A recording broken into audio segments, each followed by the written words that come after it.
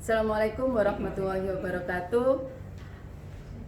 Selamat berjumpa kembali pada pembelajaran biologi pada semester 1 terkait dengan materi keanekaragaman hayati kali ini. Oke, untuk berikutnya kita akan mempelajari KD 2 yaitu 3.2 menganalisis berbagai tingkat keanekaragaman hayati di Indonesia beserta ancaman dan pelestariannya. Adapun tujuan dari pembelajaran hari ini yaitu 1. Membedakan keanekaragaman hayati tingkat gen, jenis, dan ekosistem.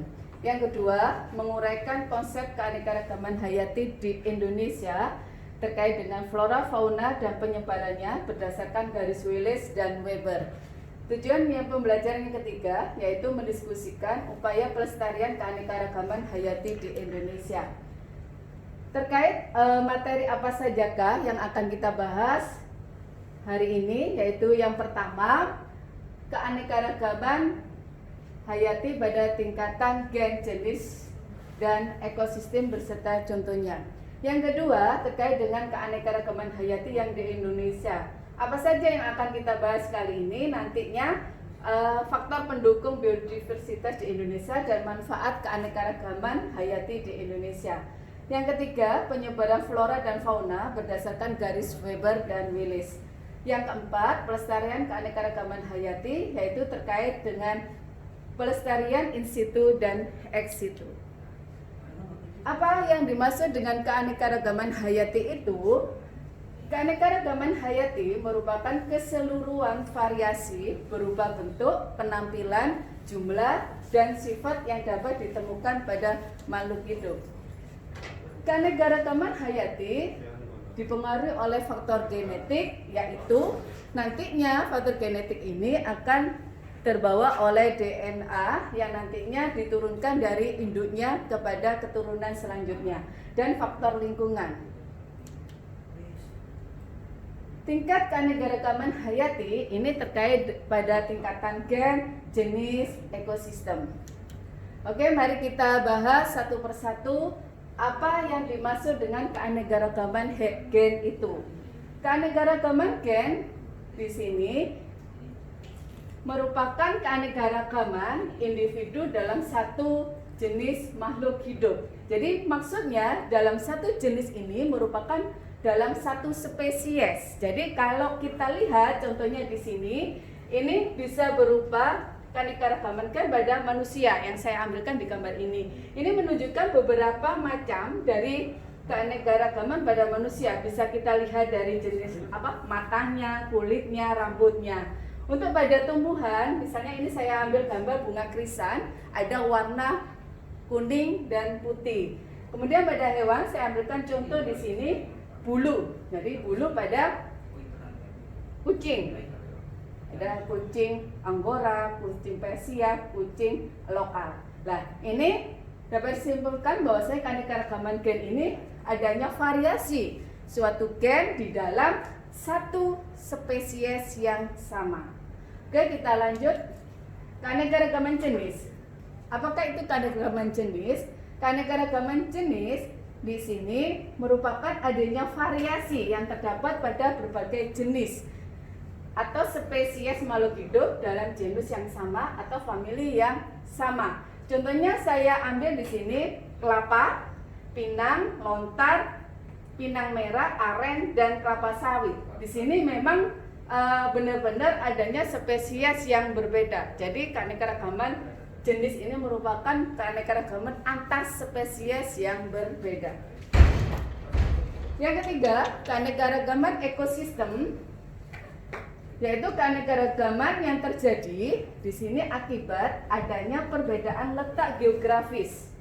Sehingga dengan adanya perbedaan letak geografis ini akan mengakibatkan terjadinya perbedaan iklim yang akan berpengaruh terhadap jenis-jenis tumbuhan dan hewan yang ada di suatu daerah. Contohnya ini saya ambil pada gambar ini ekosistem hutan, semak, perkebunan, terumbu karang, laut, dan danau. Di sini bisa kita lihat masing-masing ini adanya perbedaan geografis, nama iklim, sehingga akan mempengaruhi tumbuhan dan hewan yang ada di dalam ekosistem ini. Yang kedua, materi yang kita akan bahas yaitu keanekaragaman hayati yang di Indonesia. Itu faktor yang dapat menyebabkan kenapa kok di Indonesia keanekaragaman hayatinya itu sangat tinggi atau besar sekali, atau yang disebut dengan mega biodiversity. Yang pertama, Indonesia merupakan negara kepulauan. Kita ketahui bahwasanya Indonesia banyak terdiri dari beberapa pulau-pulau yang memiliki unsur atau karakteristik baik tumbuhan maupun hewannya. Yang kedua, memiliki unsur flora dan fauna dari wilayah Malaysiana. Yang dimaksud dalam Malaysiana ini terlingkup dalam negara Malaysia, Indonesia, Filipina, Kepulauan Solomon, Papua Nugini sampai dengan Australia. Yang ketiga, terbagi menjadi 3 daerah biografi, yaitu wilayah Oriental, Peralihan, dan Australian. Berikutnya, banyak pulau yang terisolasi beribu-ribu tahun sehingga tingkat endemisnya itu menjadi tinggi. Megadiversity faktor yang berikutnya yaitu Indonesia memiliki laut yang luas sehingga memiliki sumber daya terumbu karang yang terkaya. Yang terakhir, memiliki pantai yang luas dengan hutan bakonya yang luas juga, sehingga memiliki jenis flora dan fauna terkaya. Kita ketahui keanekaragaman hayati di Indonesia itu banyak sekali beragam manfaatnya bagi kehidupan manusia, baik tumbuhan maupun hewannya. Yang pertama, manfaat ini bisa kita lihat pada sumber pangan. Jadi banyak tumbuhan dan hewan ini bisa dipakai atau dimanfaatkan oleh manusia itu untuk sebagai makanan. Kemudian bisa dipakai sumber sandang, yaitu beberapa serat dari tumbuhan bisa kita manfaatkan untuk pembuatan kain. Yang ketiga, sumber bahan bangunan dan alat-alat rumah tangga seperti kayu-kayuan yang bisa kita pakai sebagai bahan baku untuk pembuatan rumah atau peralatan alat rumah tangga lainnya. Sumber pendapatan, bahwasanya di sini dengan keanekaragamannya kaya, masyarakat Indonesia bisa memanfaatkan untuk pendapatan income-nya. Kemudian sumber plasma nutfah ini sebagai keberadaan suatu gen yang tidak ada di negara lain. Bisa kita pakai sebagai sumber plasma nutfah. Kemudian sumber keilmuan bisa kita pakai sebagai bahan untuk penelitian, sumber bahan obat-obatan, dan sumber keindahan. Untuk yang materi ketiga terkait dengan penyebaran flora dan fauna berdasarkan garis Weber dan Willis. Kita bahas satu persatu. Yang pertama, persebaran flora di Indonesia ini tercakup dalam kawasan Malaysiana yang terdiri yang atas negara Filipina, Indonesia, Malaysia, Kepulauan Solomon, dan Papua Nugini. Persebaran flora di Indonesia ini kita ketahui tidak merata. Jadi setiap bahkan pulau itu ada beberapa hewan dan tumbuhan yang tidak terdapat di satu sama yang lainnya. Kemudian hutan hujan tropis di Kalimantan ini mempunyai keanekaragaman yang tumbuhan paling tinggi karena kita ketahui di sana banyak hutan tropisnya yang akan kaya dengan variasi pada tumbuhan dan hewannya. Untuk daerah Jawa, Sulawesi, Maluku, dan Kepulauan Sunda ini memiliki keanekaragaman tumbuhan paling sedikit sekali dibandingkan dengan yang di Kalimantan. Kita ambilkan contoh, ini beberapa jenis tumbuhan yang pada suatu tempat ada, di tempat yang lain tidak ada. Kemudian terkait dengan persebaran fauna di Indonesia, Wallace membuat garis Wallace yang memisahkan jenis fauna Indonesia bagian barat atau oriental, ini di sini terdiri dari Kepulauan Jawa sama Kalimantan, kemudian pada bagian timur Australia, ini di daerah sini, ini sehingga merupakan tipe Australia. Kalau di sini tipe Oriental, sehingga karakteristik ciri-ciri dari hewannya ini mirip pada di daerah Asiatis ya, contohnya di India atau di Cina. Sedangkan keanekaragaman fauna yang ada di daerah timur ini mirip dengan di Australia, sehingga dikatakan sebagai tipe Australia.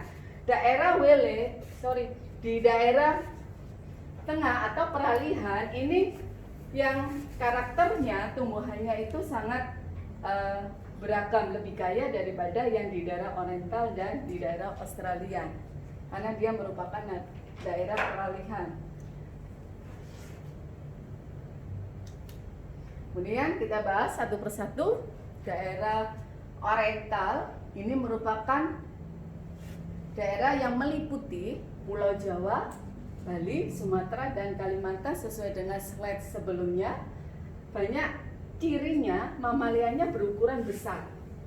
Kemudian terdapat berbagai jenis kera, kemudian terdapat burung-burung berwarna kurang menarik tetapi bersuara merdu.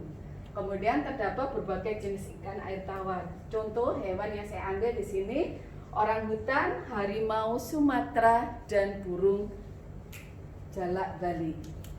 Kemudian karakteristik yang ada di daerah Australia, ini daerah timur, yang memiliki karakteristiknya mamalianya bisa berukuran kecil dan berkantong biasanya. Tidak terdapat spesies kera. Banyak terdapat burung berwarna-warni namun bersuara kurang merdu. Daerahnya Australian ini meliputi Papua dan pulau-pulau sekitarnya. Salah satu contoh hewan yang termasuk tipe Australian ini saya ambil cendrawasih, kuskus, kanguru pohon. Daerah peralihan ini merupakan daerah Sulawesi, Kepulauan Nusa Tenggara yang terdiri atas hewan-hewan endemik, yaitu hewan yang hanya didapatkan di daerah tersebut, tidak didapatkan di daerah yang lainnya. Contohnya saya ambil komodo, rangkong, dan burung maleo. Materi yang terakhir pada pertemuan ini yaitu terkait dengan pelestarian dari keanekaragaman hayati. Kita ketahui cara melestarikan suatu keanekaragaman makhluk hidup di Indonesia bisa kita lakukan secara in situ dan ex situ. Apa itu pelestarian in situ? Pelestarian in situ ini merupakan pelestarian keanekaragaman hayati yang dilakukan di tempat aslinya atau di habitat aslinya. Contoh dari pelestarian in situ ini, misalkan Taman Nasional Ujung Kulon, atau contohnya saya ambilkan di sini hewannya badak bercula 1, dan cagar alam Kepulauan Krakatau. Ini bisa kita temukan berbagai jenis tumbuhan paku. Sedangkan pelestarian ex situ itu pelestarian keanekaragaman hayati yang dilakukan di luar atau dikeluarkan dari tempat hidup aslinya. Contoh yang dapat kita temukan yaitu kebun koleksi, kebun plasma nutfah, kebun raya, kebun binatang. Ini merupakan contoh-contoh dari pelestarian ex situ. Untuk pemahaman kalian terkait dari materi pertemuan kali ini terkait dengan KD 3.2 yaitu materi keanekaragaman hayati, silakan kalian kerjakan tugas terkait dari materi yang saya sampaikan tadi. Yang pertama, amatilah beberapa tumbuhan dan hewan yang ada di sekitar lingkungan rumah kalian. Tentukan makhluk hidup tersebut ke dalam tingkat keanekaragaman gen, jenis, atau ekosistem, dan uraikan alasan kalian. Yang kedua, datalah aktivitas manusia yang dapat menurunkan dan meningkatkan keanekaragaman hayati Indonesia. Yang ketiga, tugas untuk kalian yaitu ambillah salah satu tumbuhan atau hewan yang kalian keberadaannya atau yang kalian anggap keberadaannya mulai terancam, dan uraikan pendapat kalian bagaimana cara melestarikannya. Oke, untuk pertemuan kali ini cukup sampai sekian. Kalau ada pertanyaan dan nantinya tugas yang akan dikumpulkan, silakan di pertemuan berikutnya. Sekian, semoga bermanfaat. Terima kasih. Wassalamualaikum warahmatullahi wabarakatuh.